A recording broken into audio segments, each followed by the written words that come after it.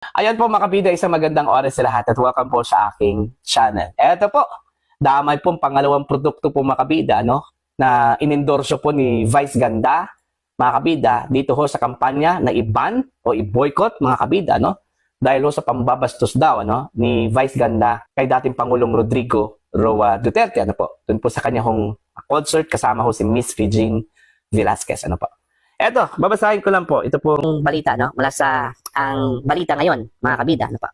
Ang title po ng kanilang article, Tosino ni Vice damay sa boycott.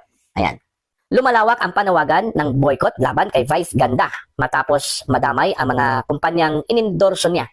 Sa developing news, target ngayon ng ilang mga netizens at supporters ni dating Pangulong Rodrigo Duterte ang CDO Young Pork Tosino, kasabay ng naunang panawagan ng McDonald boycott campaign.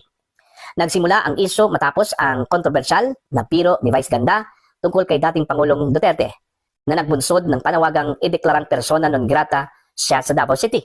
Bilang prominenteng endorser ng parehong McDonald's at CDO Young Pork Tosino, naniniwala ang mga kritiko na dapat iwasan ang dalawang brand hanggang siya ay matanggal bilang endorser. Mabilis kumalat sa social media ang mga hashtag at post na humihikayat ng boycott na ngayon parehong hamon para sa McDonald's Philippines at CDO. Ayun. So yun po mga kabida, no? Lumalawak na po itong panawagan po mga kabida, no? Na boycott dito ho sa mga produkto po ano na inendorso po mga kabida ni Vice Ganda po ano. Una, yung McDonald's ano. Pangalawa, ito pong CDO Pork Tosino ano. Ano pa yung iba pa ano? Meron pang susunod ba dito ano, mga kabida?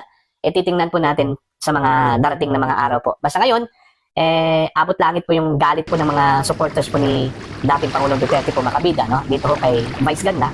Kasi ang tingin po kasi nila parang binastos na po ano, ni Vice Ganda yung dating Pangulo po ano, mga kabida.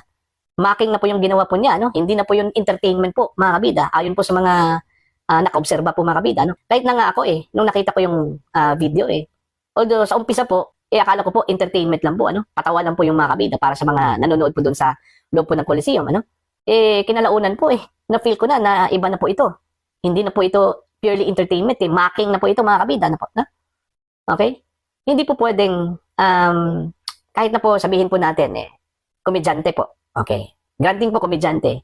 Kahit na po komedyante po, may limitasyon yung pagbibiro mga kabida. Okay? Mantakin nyo matanda na po yun si Pangulo Duterte po mga kabida, no? Dapat po simpatsya yung ibibigay po natin sa kanya. Okay? Dahil sa kanyang kalagayan po ngayon, ano? Nakuha pa po na bastusin po mga kabida ni Vice Ganda. Ito kung si dating Pangulong Duterte, ano? Kaya nga tuloy, nagalit yung mga supporters po, ano?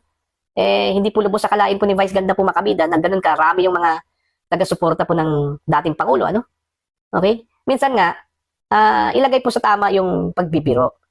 Nangyari na po ito one time, ano? Kay Vice Ganda, nung biniro daw niya itong si Jessica Soho po mga kabida. Hindi po niya alam na nasaktan na pala yung tao. Diba? So, dapat ilagay po sa tama, ano? Wala pong problema kay Vice kasi si Vice po, alam naman po natin at talented na tao po yan, ano? Okay? Komedyante talaga, ano po? Pero sometimes, nasobrahan na po, Kaya nga, sa mga ganito pong mga pagkakataon po mga kabida, sana iwasan po natin, ano? Kasi unang-una po, gaya na sinabi ko po kanina, malungkot yung sitwasyon po ni dating Pangulong Duterte ngayon, ano? Mantakin nyo, nag-iisa lang po sa loob po ng selda. Ang kasama na siguro po niya doon, isang nurse. At hindi po 24/7 po na nakafocus sa kanya, ano, mga kabida. Basically, siya lang talaga isa doon sa loob po ng detention cell. O walang kamag-anak po na dumadalaw po doon, ano? Meron siguro, pero once in a while lang po, ano? Tsaka matanda na po yan. May sakit pa. Tapos ganun-ganunin lang po, ano, mga kabida. Kaya ang dami talagang nagalit, ano? Kasi hindi na po yun biro yung ginawa po ni Vice Ganda Katunayan nga, sa ginawa ho ni Vice Ganda po mga kabida, umabot sa point na gusto kong ipapersona non grata po, ano, ito hong si Vice. Diyan po sa Davao City, ano po, mga kabida. Okay? Now, naalala ko lang, one time, ano, ito hong si Vice Ganda po mga kabida, avid fan po ito, ano, ni dating Pangulong Duterte, ano po. In fact, yung tumakbo po itong si Digong, ano, noong 2016, isa po sa mga sumuporta po mga kabida, ito hong si Vice Ganda kay dating Pangulong Duterte. At napakalaki yung respeto po ni Digong sa kanya, ano? Okay? Napakalaki talaga yung respeto po ni Digong kay Vice Ganda po mga kabida. Kaya nga, nung nanalo po itong si Digong, ano, nakuha pa pong pumunta po ng Davao City, ito pong si Vice Ganda po mga kabida. Ganun yung kanyang kanyang commitment po, ano? Yung kanyang suporta po kay Digong, ano? Pero, ewan ko ba kung bakit po nagkaganito po, ano? Si Vice Ganda. Siguro po, ano? Dahil siguro dun ho sa nangyari ho sa ABS-CBN, kung saan po ay pinagbintangan po makabida, ito hong si Digong na nasa likod daw, dito ho sa pagpapasara po makabida sa ABS-CBN. At isa po si Vice Ganda po makabida, ano? Naapektado po doon ho sa pagsara po ng ABS-CBN po, ano? Mga kabida. Kaya siguro doon po nagsimula, ano? Yung kanya hong galit po, ano? Kay Pangulong Duterte, ano po, mga kabida. Pero kahit na, matanda na po yun, mga kabida. Hindi po angkop, mga kabida, yung biro po niya, ano? Sa sitwasyon po ni Digong. Kasi marami talagang magagalit. Okay? Pag ganyan po, mga kabida, ano po. So, tuloy, anong nangyari po ngayon, ano?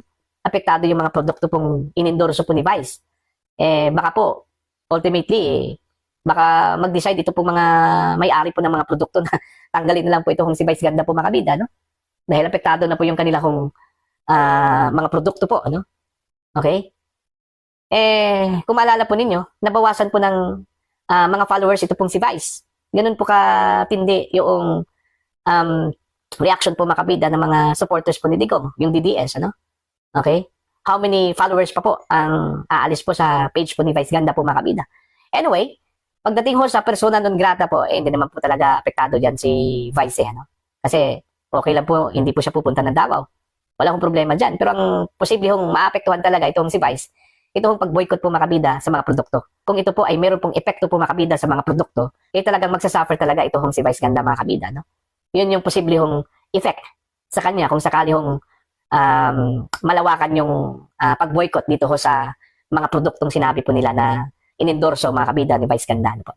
So ito, lesson learned na po ito, pangalawang beses na po ito mga kabida na meron pong nasaktan ito hong si Vice Ganda. Sana wala na pong pangatlo po, ano, mga kabida. Kasi po, yun kung meron pa pong pangatlo, hindi talaga nadadala po, ano.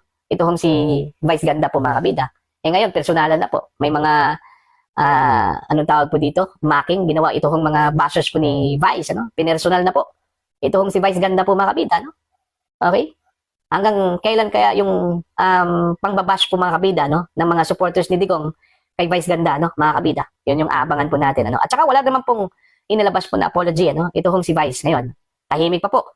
Tiningnan ko yung kanya hong Facebook page po, mga kabida. Walang walang imik. Walang imik po, ano. Hindi ko po alam kung mag-apologize ba, no. Ito hong si Vice o hayaan na lang po niyang humupa po ito. Ito pong nangyari po, mga kabida, ano po. Most likely, baka po sa kanyang programa po, ano, sa television, baka magsalita po ito. Today, ano, baka today, mga kabida. So, abangan na lang po natin to, ano, ito hong si Vice Ganda. Yung kanyang paliwanag po, ano, doon po sa kanyang ginawa, at yung kanyang reaction po, mga kabida, dito ho sa galit po ng mga DDS, ano, laban po sa kanya. Para po sa inyong opinion at pananaw po, mga kabida, please comment down. Sa mga hindi pa po subscriber sa aking channel, please subscribe. Just click the subscribe button, click the notification bell, click all para updated po kayo, mga kabida, sa aking mga uploads. Maraming salamat po sa inyo lahat.